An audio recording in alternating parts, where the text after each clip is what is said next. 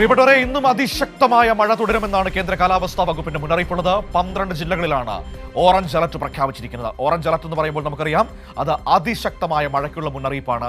Orange alert എന്ന് പറയുന്നത് തിരുവനന്തപുരത്തും കൊല്ലത്തും ഒഴികെയുള്ള എല്ലാ ജില്ലകളിലുമാണ് അതിശക്തമായ മഴയ്ക്കുള്ള മുന്നറിയിപ്പ് നൽകിയിരിക്കുന്നത്. തിരുവനന്തപുരത്തും കൊല്ലത്തും മഴയ്ക്ക് കുറച്ച് ശക്തി കുറവാണ് എന്നാണ് കാലാവസ്ഥാ വകുപ്പ് പറയുന്നത്. പക്ഷേ പ്രവചനങ്ങൾ ചിലപ്പോൾ തെറ്റാം. അതുകൊണ്ട് തന്നെ മഴയുടെ ശക്തി കുറവാണ് എന്ന് പറയുമ്പോഴും ജാഗ്രതയോടെ തന്നെ ഇരിക്കുക.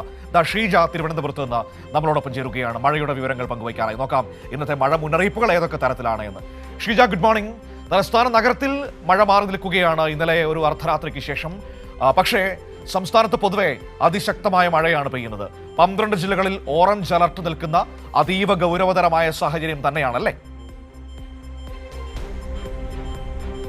Good morning Manu. തീർച്ചയായും ഏതായാലും അതിശക്തമായ മഴ ഇന്നുകൂടി ആ രീതിയിൽ തന്നെ തുടരും എന്നുള്ളതാണ് കേന്ദ്ര കാലാവസ്ഥാ വകുപ്പിന്റെ മുന്നറിയിപ്പിൽ വ്യക്തമാകുന്നത്. മനു നേരത്തെ സൂചിപ്പിച്ചതുപോലെ തന്നെ പത്തനംതിട്ട മുതൽ കാസർഗോഡ് വരെ ആ 12 ജില്ലകളിലാണ് നിലവിലിപ്പോൾ അതിശക്തമായ മഴയ്ക്കുള്ള ഓറഞ്ച് അലർട്ട് പ്രഖ്യാപിച്ചിട്ടുള്ളത്. തിരുവനന്തപുരം, കൊല്ലം ജില്ലകളിൽ യെല്ലോ അലർട്ട് മാത്രമാണ്. പക്ഷേ തിരുവനന്തപുരം, കൊല്ലം ജില്ലകളിൽ സാമാന്യം ഇപ്പോൾ ഭേദപ്പെട്ടൊരു കാലാവസ്ഥയായിട്ടുണ്ട് എന്നുള്ളതും എടുത്തു പറയേണ്ടതാണ്.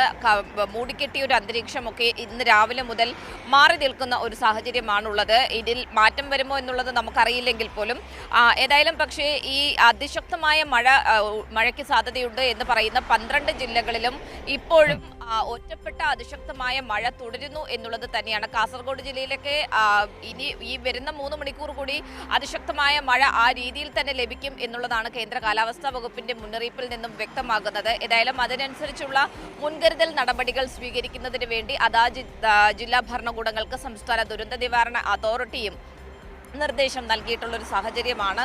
കടൽ പ്രക്ഷുബ്ധമായി തുടരും എന്നുള്ളതും ഈ മുന്നറിയിപ്പിൽ പറയുന്നുണ്ട്. കാറ്റിൻ്റെ വേഗത അത് പ്രത്യേകം എല്ലാവരും ശ്രദ്ധിക്കേണ്ടതാണ്. കാറ്റിൻ്റെ വേഗത അത് മണിക്കൂറിൽ 40 മുതൽ 50 കിലോമീറ്റർ വേഗതയിൽ വരെ കാറ്റ് വീശാനുള്ളൊരു സാധ്യതയാണ് നിലനിൽക്കുന്നത്. അതുകൊണ്ട് മലയോര മേഖലയിലുള്ളവരും തീരദേശ മേഖലയിലുള്ളവരും ഒരുപോലെ തന്നെ ജാഗ്രത പാലിക്കണം എന്നുള്ള ഒരു മുന്നറിയിപ്പ് കൂടി നിലനിൽക്കുന്നുണ്ട്. ഏതായാലും ഈ നൽകുന്ന ജാഗ്രതാ നിർദ്ദേശങ്ങൾ ആ രീതിയിൽ തന്നെ ജനങ്ങൾ പാലിക്കണം എന്നുള്ളത് തന്നെയാണ് പ്രധാനമായും ഈ മുന്നറിയിപ്പിന്റെ പശ്ചാത്തലത്തിൽ പറയാനുള്ളത്. മനു.